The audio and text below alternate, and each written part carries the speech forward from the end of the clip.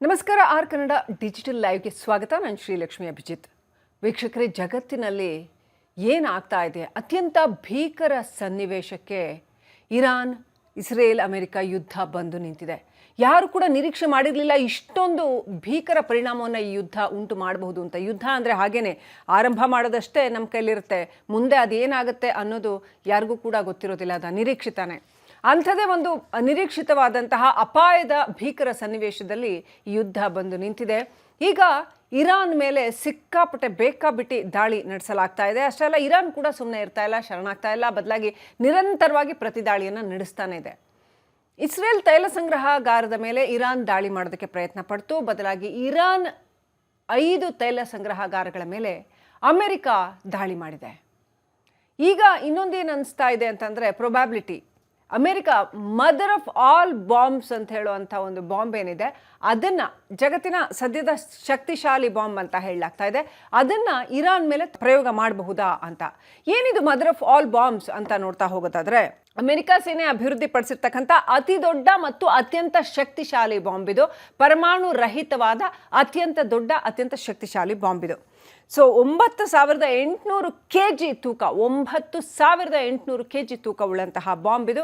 ಅದರಲ್ಲಿ several components mix ಆಗಿರುವಂತಹ ಒಂದು ಹಲವು ಬಾಂಬ್ಗಳು ಇರುವಂತಹ ಒಂದು ಬೃಹತ್ ಯೂನಿಟ್ ಅದು ಬಾಂಬ್ದು. 11 ಟನ್ TNTಗೆ ಸಮನಾದ ಸ್ಫೋಟಕ ಶಕ್ತಿ. ಇದರ ಸ್ಫೋಟಕ ಶಕ್ತಿ ಇದೆಯಲ್ಲ, ಇದುವರೆಗೆ ಭೂಮಿಯ ಮೇಲೆ ಇರ್ತಕ್ಕಂಥ ಯಾವುದೇ ಸ್ಫೋಟದ ವಸ್ತು ಇರಲಿ ಅದೆಲ್ಲಕ್ಕಿಂತ ಹೆಚ್ಚಾಗಿದೆ ಅಂತ ಹೇಳಲಾಗಿದೆ. ಅಷ್ಟು ಹೈಯೆಸ್ಟ್ ಸ್ಫೋಟಕ ಶಕ್ತಿ ಉಳ್ಳಂಥದ್ದು. ಈ ಸುರಂಗಗಳು, ಬಂಕರ್ಗಳು ಇರ್ತಾವಲ್ಲ, ಅವುಗಳನ್ನ ನಾಶಪಡಿಸೋದಕ್ಕೆ ಅಂತ ಇದನ್ನು ಬಳಸಲಾಗತ್ತೆ ಅಂತ. ಅಂದರೆ ಎಷ್ಟು ಆಳದವರೆಗೆ ಬೇಕಾದರೂ ಕಂಪನಗಳನ್ನು ಉಂಟು ಮಾಡಿ ಕೊಲಾಪ್ಸ್ ಮಾಡಿ ಹಾಕತ್ತೆ ಭೂಮಿಯನ್ನು ಅಂತ. ಸೊ ಈಗ ಇರಾನ್ನಲ್ಲಿ ಸಾಕಷ್ಟು ಶಸ್ತ್ರಾಸ್ತ್ರ ಸಂಗ್ರಹಾಗಾರದ ಸುರಂಗಗಳು, ಒಂದು ಸಿಟಿನೇ ಆಗೋಷ್ಟು ನೂರಾರು ಸಾವಿರಾರು ಸುರಂಗಗಳನ್ನು ಭೂಮಿಯ ಅಡಿಯಲ್ಲಿ ಕೊರೆದು ಅಲ್ಲಿ ಶಸ್ತ್ರಾಸ್ತ್ರ ಸಂಗ್ರಹ ಮಾಡಿಟ್ಟು ಅಲ್ಲಿಂದ ಶಸ್ತ್ರಾಸ್ತ್ರ ತೆಗೆದು ಈ ಯುದ್ಧ ಮಾಡಲಾಗ್ತಾ ಇದೆ ಅಂತ. ಆ ಶಸ್ತ್ರಾಗಾರಗಳನ್ನು ಈ ಮದರ್ ಆಫ್ ಆಲ್ ಬಾಂಬ್ಸ್ ಉಡಾಯಿಸುತ್ತಾ ಅನ್ನುವಂಥ ಪ್ರಶ್ನೆ ಎದ್ದಿದೆ ಈಗ ಸಾಕಷ್ಟು ಆಳದಲ್ಲಿ. ಒಂದು ವೇಳೆ ಹಾಗಾದರೆ ಅದರ ಪರಿಣಾಮ ಏನಿರುತ್ತೆ? ಅಷ್ಟು ಆಳದಲ್ಲಿ ಭೂಮಿ ಕಂಪಿಸಿದರೆ ಅತ್ಯಂತ ತೀವ್ರ ಪರಿಣಾಮಗಳು ಉಂಟಾಗಬಹುದು ಅಂತ. ಅಂದರೆ ಭೂಮಿಯ ಪದರಗಳು ಸರಿದಾಡುವಷ್ಟರ ಮಟ್ಟಿಗಿನ ತೀವ್ರ ಗತಿಯ ಪರಿಣಾಮ ಉಂಟಾಗಬಹುದು ಅಂತ ಹೇಳಲಾಗ್ತಾ ಇದೆ. ಇದರ ಹೆಸರು, ಇದರ ಅಧಿಕೃತವಾದಂಥ ಹೆಸರು, ಈ ಮದರ್ ಆಫ್ ಆಲ್ ಬಾಂಬ್ಸ್ದು ಹೆಸರೇನು ಅಂತ ನೋಡಿದ್ರೆ GBU 43-B massive ordinance air blast, MOAB ಅಂತ ಕರೀತಾರೆ ಇದನ್ನ. ಮ್ಯಾಸಿವ್ ಆರ್ಡಿನೆನ್ಸ್ ಏರ್ ಬ್ಲಾಸ್ಟ್ ಅಂತ 2003ರಲ್ಲೇ ಅಮೆರಿಕ ಇದನ್ನು ತಯಾರು ಮಾಡಿ ಇಟ್ಕೊಂಡಿದೆ, 2003ರಲ್ಲಿ. ಆದರೆ ಇದು ಪರಮಾಣು ಬಾಂಬ್ ಅಲ್ಲ. ಆದರೆ ಅಮೆರಿಕದ ಸಂಗ್ರಹಾಗಾರದಲ್ಲಿ ಇರ್ತಕ್ಕಂಥ ಅತಿ ದೊಡ್ಡ, ಅತ್ಯಂತ ಶಕ್ತಿಶಾಲಿ ಕನ್ವೆನ್ಷನಲ್ ಬಾಂಬ್ ಇದು. ಇನ್ನು 2017ರಲ್ಲಿ ಅಫ್ಘಾನಿಸ್ತಾನದ ಆಚನ್ ಉಗ್ರ ನೆಲೆಯಲ್ಲಿ ಐಸಿಸ್ ಉಗ್ರರ ಮೇಲೆ ಅಮೆರಿಕ ಈ ಬಾಂಬನ್ನು ಮೊದಲ ಬಾರಿಗೆ ಹಾಕುತ್ತೆ. ಸೊ ಅಲ್ಲಿ ಎಷ್ಟು ಕಷ್ಟ ಆಗುತ್ತೆ ಅಂತಂದರೆ, ಈ ಬಾಂಬ್ ಹಾಕಿರುವಂಥ ಜಾಗದಲ್ಲಿ, ಅಚಿನ್ ಪ್ರಾಂತ್ಯದಲ್ಲಿ, ಅಫ್ಘಾನಿಸ್ತಾನದಲ್ಲಿ 8 ವರ್ಷ ಆಯಿತು. ಇವತ್ತಿಗೂ ಕೂಡ ಅಲ್ಲಿ ಜನ ತುಂಬ ಸಫರ್ ಆಗ್ತಾ ಇದ್ದಾರೆ. ಅಲ್ಲಿ ಚೇತರಿಸ್ಕೊಳ್ಳೋದಕ್ಕೆ ಸಾಧ್ಯ ಆಗ್ತಾ ಇಲ್ಲ. ಇವತ್ತಿಗೂ ಸಾಕಷ್ಟು ಚರ್ಮ ರೋಗಗಳು ಮತ್ತು ಬೇರೆ ಬೇರೆ ಬಗೆಯ ರೋಗಗಳಿಂದ ಅಲ್ಲಿನ ಜನ ಬಳಲ್ತಾ ಇದ್ದಾರೆ. ಮಾನಸಿಕ ಖಿನ್ನತೆಗೂ ಕೂಡ ಇದು ತೀವ್ರವಾಗಿ ಕಾರಣ ಆಗುತ್ತೆ ಅಂತ ಹೇಳಲಾಗ್ತಾ ಇದೆ. ಈ ಬಾಂಬ್ 1 ಕಿಲೋಮೀಟರ್ ವ್ಯಾಪ್ತಿಯಲ್ಲಿ ಇರ್ತಕ್ಕಂಥ ಜನಗಳನ್ನು ಇನ್ಸ್ಟಂಟ್ ಆಗಿ ಕಿವುಡಾಗಿಸುತ್ತೆ ಈ ಬಾಂಬ್ ಅಂತ ಹೇಳಲಾಗಿದೆ. ಅಂಥ ಶಕ್ತಿ ಉಳ್ಳಂತಹ ಒಂದು ಬಾಂಬ್ ಇದು. 300 ಮೀಟರ್ವರೆಗೆ ಒಂದು ಚಿಕ್ಕ ಹುಲ್ಲು ಕೂಡ ಬದುಕಿರೋದಿಲ್ಲ, ಹಾಗೆ ಸಾಯಿಸುತ್ತೆ. ಸೊ 300 ಮೀಟರ್ ವ್ಯಾಪ್ತಿಯಲ್ಲಿರ್ತಕ್ಕಂಥ ಎಲ್ಲ ಜೀವ ಜಂತುಗಳನ್ನು ಸಾಯಿಸುತ್ತೆ. 1 ಕಿಲೋಮೀಟರ್ ವ್ಯಾಪ್ತಿಯಲ್ಲಿರ್ತಕ್ಕಂಥ ಜನಗಳ ಕಿವಿ ಇಮ್ಮಿಡಿಯೇಟ್ ಆಗಿ ಕಿವುಡಾಗುತ್ತೆ. ಅಂಥ ಒಂದು ಶಕ್ತಿಶಾಲಿ ಬಾಂಬ್ ಇದು. ಇದನ್ನು ಹರ್ಕ್ಯುಲಸ್ ವಿಮಾನಗಳ ಮುಖಾಂತರ ಡ್ರಾಪ್ ಮಾಡ್ತಾರೆ. ಅದು ನೆಲಕ್ಕೆ ಅಪ್ಪಳಿಸೋವರೆಗೂ ಕಾಯೋದಿಲ್ಲ. ಅದು ಡ್ರಾಪ್ ಮಾಡಿದ ತಕ್ಷಣ ಏರಲ್ಲೇ ಬರ್ಸ್ಟ್ ಆಗುತ್ತೆ. ಬರ್ಸ್ಟ್ ಆಗಿ ಅಲ್ಲಿಂದ ಅದು ಭೂಮಿಯಲ್ಲಿ ಕಂಪನಗಳನ್ನು ಉಂಟು ಮಾಡುತ್ತೆ ಅಂತ. ಸೊ 8 ವರ್ಷಗಳ ನಂತರನೂ ಕೂಡ ಈಗ ಅಲ್ಲಿ ಜನ ಸಫರ್ ಆಗ್ತಿದ್ದಾರೆ. ಅಂದರೆ ಒಂದು ವೇಳೆ ಇದನ್ನು ಇರಾನ್ ಮೇಲೆ ಪ್ರಯೋಗ ಮಾಡಿದ್ರೆ ಅಲ್ಲಿ ಎಷ್ಟರ ಮಟ್ಟಿಗಿನ ಪರಿಣಾಮನ ಬೀರಬಹುದು ಇದು ಅಂತ. ಸೊ ಸ್ಕಿನ್ ಡಿಸೀಸಸ್ ಬರುತ್ತೆ, ಬೇರೆ ಬೇರೆ ಥರದ ಕ್ಯಾನ್ಸರ್, ಕಾರ್ಸಿನೋಜೆನಿಕ್ ಡಿಸೀಸಸ್ ಬರುತ್ತೆ. ಇದರಿಂದ ಹೇಳೋಕ್ಕಾಗಲ್ಲ ಅದು ಎಷ್ಟು ಜಟಿಲವಾದಂಥ ಸಮಸ್ಯೆಗಳು ಬರ್ತವೆ ಅಂತ. ಇನ್ನು ಆ ಭೂಮಿ ಅಂತೂ ಬಿಡಿ, ಆಲ್ರೆಡಿ ಇರಾನ್ನ ಭೂಮಿ ಬರಡಿದ್ದು ಹೋಗಿದೆ. ಸೊ ಆ ಭೂಮಿ ಇನ್ಯಾವುದಕ್ಕೂ ಉಪಯೋಗಕ್ಕೆ ಬರೋದಿಲ್ಲ. ಹಲವು ವರ್ಷಗಳ ಕಾಲ ಇಷ್ಟೊಂದು ಕ್ಷಿಪಣಿ ದಾಳಿಗಳು, ಬಾಂಬ್ ದಾಳಿ ಆಗಿರ್ತಕ್ಕಂಥ ಆ ಭೂಮಿ ಇನ್ನು ಮದರ್ ಆಫ್ ಆಲ್ ಬಾಂಬ್ಸ್ನು ಹಾಕಿದ್ರೆ ಅದು ಯಾವುದಕ್ಕೂ ಉಪಯೋಗಕ್ಕೆ ಬರೋದಿಲ್ಲ, ಹಾಗಾಗುತ್ತೆ ಅಂತ. ಕೃಷಿ ಮಾಡೋಕ್ಕಾಗಲ್ಲ, ಏನು ಮಾಡೋಕ್ಕಾಗಲ್ಲ ಅದರಲ್ಲಿ. ಬಹಳ ವರ್ಷ ಬೇಕು ವಾಪಸ್ ಅದು ಮರಳಿ ಮೊದಲನೇ ಸ್ಥಿತಿ ಬರೋದಕ್ಕೆ ಬಹಳ ಬಹಳ ವರ್ಷಗಳು ಬೇಕು ಅಂತ. ಸೊ ಇದೇ ಅತ್ಯಂತ ದೊಡ್ಡ ಬಾಂಬ್ ಜಗತ್ತಿನಲ್ಲಿ ಅಂದ್ಕೊಳ್ತಾ ಇರೋ ಹೊತ್ತಿನಲ್ಲೇನೆ ರಷ್ಯಾ ಹೇಳುತ್ತೆ ನೋ, ನಮ್ಮ ಹತ್ರ ಫಾದರ್ ಆಫ್ ಆಲ್ ಬಾಂಬ್ಸ್ ಇದೆ, ಅದು ಈ ಜಗತ್ತಿನ ಅತ್ಯಂತ ದೊಡ್ಡ ಬಾಂಬ್ ಅಂತ. ಈ ಮದರ್ ಆಫ್ ಆಲ್ ಬಾಂಬ್ಸ್ ಏನಿದೆಯಲ್ಲ ಇದಕ್ಕಿಂತ 4 ಪಟ್ಟು ಶಕ್ತಿಶಾಲಿಯಾಗಿರ್ತಕ್ಕಂಥ ಪರಮಾಣು ರಹಿತ ಕನ್ವೆನ್ಷನಲ್ ಬಾಂಬ್ ಅದು ರಷ್ಯಾದ ಬಳಿ ಇದೆ ಅಂತ ಹೇಳಲಾಗ್ತಾ ಇದೆ. ಅದನ್ನು ಬಿಗ್ ಡ್ಯಾಡಿ ಅಂತ ಕರೀತಾರೆ. ಸೊ ರಷ್ಯಾ ಅದನ್ನ ಇಟ್ಕೊಂಡು ಕಾಯ್ತಾ ಇದೆ. ಇನ್ನು ಇರಾನ್ನ ಸ್ಥಿತಿಯನ್ನು ನೋಡೋದಾದರೆ ತೈಲ ಸಂಗ್ರಹಾಗಾರಗಳು 5 ತೈಲ ಸಂಗ್ರಹಾಗಾರಗಳ ಮೇಲೆ ಸಿಕ್ಕಾಪಟ್ಟೆ ದಾಳಿ ನಡೀತು. ಅದನ್ನು ಸ್ಫೋಟ ಮಾಡಲಾಯಿತು. ಹೇಗಾಗೋಯ್ತು ಅಂತಂದರೆ ತೈಲ ನದಿಯ ರೀತಿಯಲ್ಲಿ ಹರಿತಾ ಇದೆ, ನದಿಯ ರೀತಿಯಲ್ಲಿ ತೈಲ ಹರಿತಾ ಇದೆ.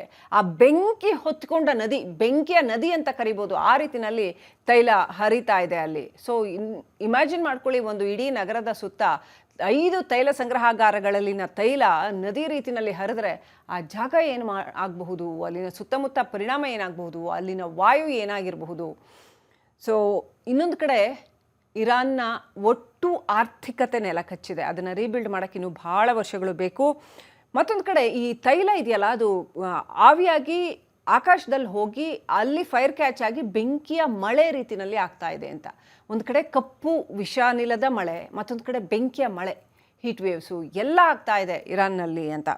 ಸೊ ಯಾರಿಗೂ ಕೂಡ ಅದರ ಸಂಪೂರ್ಣ ದೃಶ್ಯಗಳನ್ನು ಸೆರೆ ಹಿಡಿದು ಕೊಡೋಕ್ಕಾಗ್ತಾ ಇಲ್ಲ. ಯಾಕಂತಂದರೆ ಅಲ್ಲಿ ಆ ಯುದ್ಧದ ದೃಶ್ಯಗಳು ಇವರು ವಿಮಾನದಿಂದ ಅಥವಾ ಸ್ಯಾಟಲೈಟ್ಸಿಂದ ಎಷ್ಟು ತಗೋತಾರೋ ಅಷ್ಟೇ ದೃಶ್ಯಗಳು ಲಭ್ಯ ಆಗ್ತಾ ಇರೋದು. ಆ್ಯಕ್ಚುಲಿ ದೃಶ್ಯಗಳು ಇನ್ನೂ ಕೂಡ ಬರೋದು ಬಾಕಿ ಇದೆ. ಸೊ ಒಟ್ಟು 25 ತೈಲ ಟ್ಯಾಂಕರ್ಗಳು 5 ತೈಲ ಸಂಗ್ರಹಾಗಾರಗಳಿಗೆ ಬೆಂಕಿ ಹಚ್ಚಲಾಗಿದೆ. ಭೀಕರ ಪರಿಸರ ದುರಂತ ಕೂಡ ಸಂಭವಿಸಬಹುದು ಇದರಿಂದ ಅಂತ ತಜ್ಞರು ಹೇಳ್ತಾ ಇದ್ದಾರೆ. ಇನ್ನು ಮುಂದೆ ಹಲವು ವರ್ಷಗಳ ಕಾಲ ಜಗತ್ತಿಗೆ ತೈಲದ ಬರ ಉಂಟಾಗಬಹುದು. ಒಂದು ವೇಳೆ ಆಲ್ಟರ್ನೇಟಿವ್ ಏನಾದರೂ ವ್ಯವಸ್ಥೆ ಮಾಡಿಕೊಳ್ಳದೆ ಹೋದರೆ ತೈಲದ ಬೆಲೆ ಹೆಚ್ಚಾಗಬಹುದು, ಅದರಿಂದ ಸಾಕಷ್ಟು ಪರದಾಟ ಉಂಟಾಗಬಹುದು.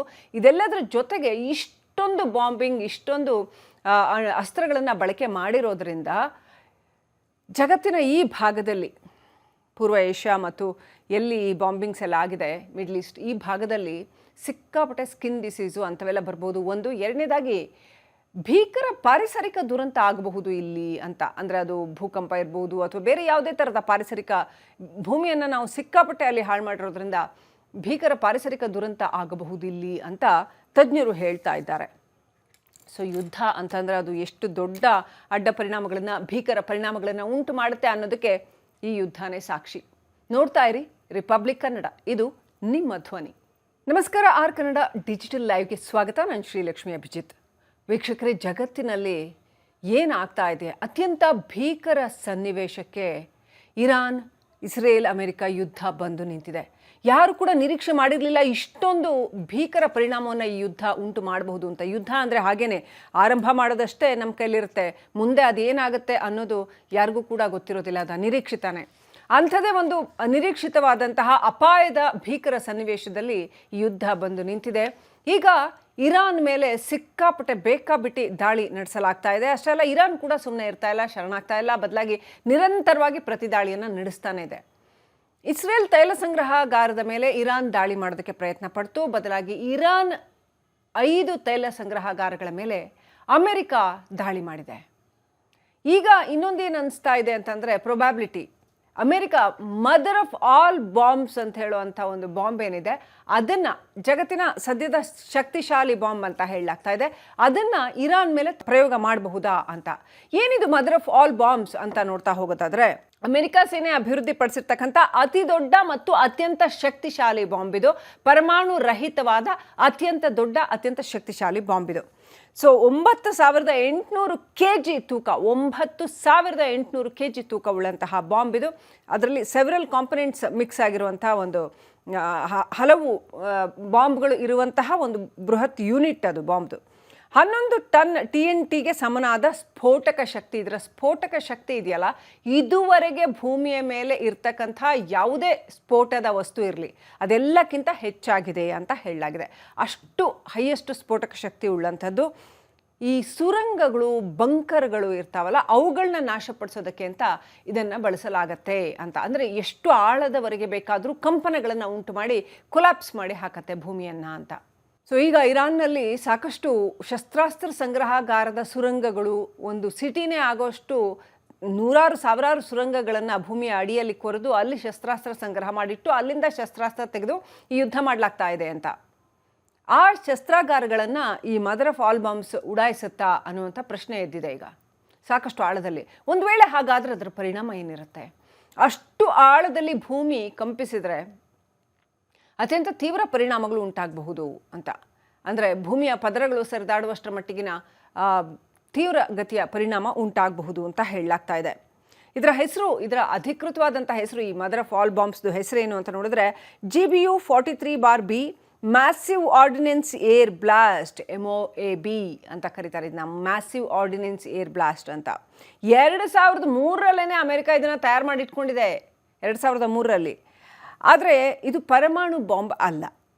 ಆದರೆ ಅಮೆರಿಕದ ಸಂಗ್ರಹಾಗಾರದಲ್ಲಿ ಇರ್ತಕ್ಕಂಥ ಅತಿ ದೊಡ್ಡ ಅತ್ಯಂತ ಶಕ್ತಿಶಾಲಿ ಕನ್ವೆನ್ಷನಲ್ ಬಾಂಬ್ ಇದು.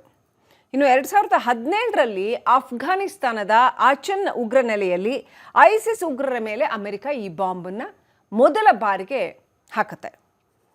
ಸೊ ಅಲ್ಲಿ ಎಷ್ಟು ಕಷ್ಟ ಆಗುತ್ತೆ ಅಂತಂದರೆ, ಈ ಬಾಂಬ್ ಹಾಕಿರುವಂಥ ಜಾಗದಲ್ಲಿ, ಅಚಿನ್ ಪ್ರಾಂತ್ಯದಲ್ಲಿ, ಅಫ್ಘಾನಿಸ್ತಾನದಲ್ಲಿ 8 ವರ್ಷ ಆಯಿತು. ಇವತ್ತಿಗೂ ಕೂಡ ಅಲ್ಲಿ ಜನ ತುಂಬ ಸಫರ್ ಆಗ್ತಾ ಇದ್ದಾರೆ. ಅಲ್ಲಿ ಚೇತರಿಸ್ಕೊಳ್ಳೋದಕ್ಕೆ ಸಾಧ್ಯ ಆಗ್ತಾ ಇಲ್ಲ. ಇವತ್ತಿಗೂ ಸಾಕಷ್ಟು ಚರ್ಮ ರೋಗಗಳು ಮತ್ತು ಬೇರೆ ಬೇರೆ ಬಗೆಯ ರೋಗಗಳಿಂದ ಅಲ್ಲಿನ ಜನ ಬಳಲ್ತಾ ಇದ್ದಾರೆ. ಮಾನಸಿಕ ಖಿನ್ನತೆಗೂ ಕೂಡ ಇದು ತೀವ್ರವಾಗಿ ಕಾರಣ ಆಗುತ್ತೆ ಅಂತ ಹೇಳಲಾಗ್ತಾ ಇದೆ. ಈ ಬಾಂಬ್ 1 ಕಿಲೋಮೀಟರ್ ವ್ಯಾಪ್ತಿಯಲ್ಲಿ ಇರ್ತಕ್ಕಂಥ ಜನಗಳನ್ನು ಇನ್ಸ್ಟಂಟ್ ಆಗಿ ಕಿವುಡಾಗಿಸುತ್ತೆ ಈ ಬಾಂಬ್ ಅಂತ ಹೇಳಲಾಗಿದೆ. ಅಂಥ ಶಕ್ತಿಯುಳ್ಳಂತಹ ಒಂದು ಬಾಂಬ್ ಇದು. 300 ಮೀಟರ್ವರೆಗೆ ಒಂದು ಚಿಕ್ಕ ಹುಲ್ಲು ಕೂಡ ಬದುಕಿರೋದಿಲ್ಲ, ಹಾಗೆ ಸಾಯಿಸುತ್ತೆ. ಸೊ 300 ಮೀಟರ್ ವ್ಯಾಪ್ತಿಯಲ್ಲಿರ್ತಕ್ಕಂಥ ಎಲ್ಲ ಜೀವ ಜಂತುಗಳನ್ನು ಸಾಯಿಸುತ್ತೆ. 1 ಕಿಲೋಮೀಟರ್ ವ್ಯಾಪ್ತಿಯಲ್ಲಿರ್ತಕ್ಕಂಥ ಜನಗಳ ಕಿವಿ ಇಮ್ಮಿಡಿಯೇಟ್ ಆಗಿ ಕಿವುಡಾಗುತ್ತೆ. ಅಂಥ ಒಂದು ಶಕ್ತಿಶಾಲಿ ಬಾಂಬ್ ಇದು. ಇದನ್ನು ಹರ್ಕ್ಯುಲಸ್ ವಿಮಾನಗಳ ಮುಖಾಂತರ ಡ್ರಾಪ್ ಮಾಡ್ತಾರೆ. ಅದು ನೆಲಕ್ಕೆ ಅಪ್ಪಳಿಸೋವರೆಗೂ ಕಾಯೋದಿಲ್ಲ. ಅದು ಡ್ರಾಪ್ ಮಾಡಿದ ತಕ್ಷಣ ಏರಲ್ಲೇ ಬರ್ಸ್ಟ್ ಆಗುತ್ತೆ. ಬರ್ಸ್ಟ್ ಆಗಿ ಅಲ್ಲಿಂದ ಅದು ಭೂಮಿಯಲ್ಲಿ ಕಂಪನಗಳನ್ನು ಉಂಟು ಮಾಡುತ್ತೆ ಅಂತ.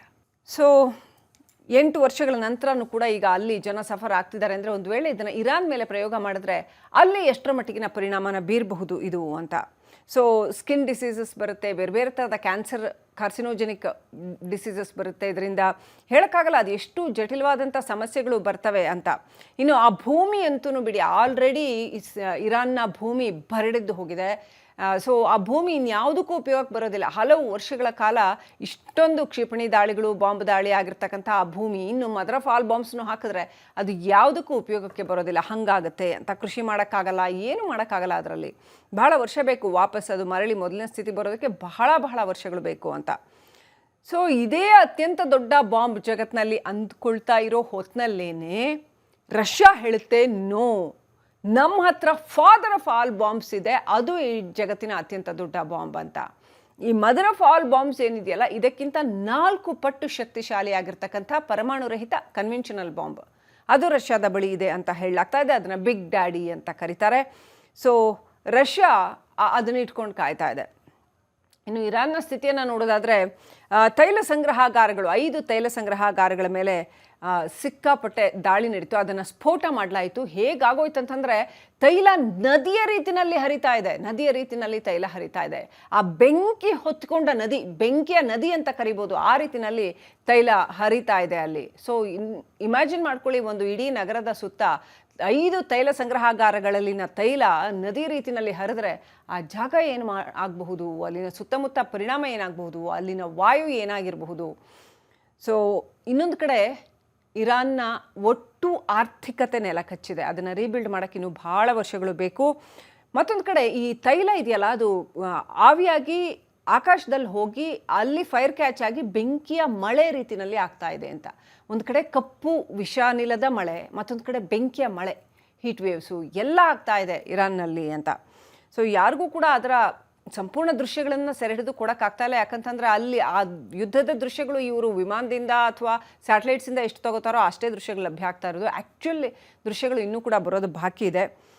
ಸೊ ಒಟ್ಟು 25 ತೈಲ ಟ್ಯಾಂಕರ್ಗಳು, 5 ತೈಲ ಸಂಗ್ರಹಾಗಾರಗಳಿಗೆ ಬೆಂಕಿ ಹಚ್ಚಲಾಗಿದೆ.